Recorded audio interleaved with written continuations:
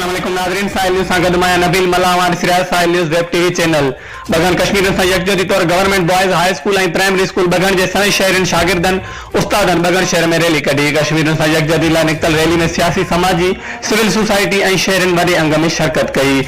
स्कूली शागिर्दनि जे हथ में प्ले कार्ड हुआ जिन ते भारतीय सरकार जे ज़ुल्म खिलाफ़ नारा लिखियल हुआ।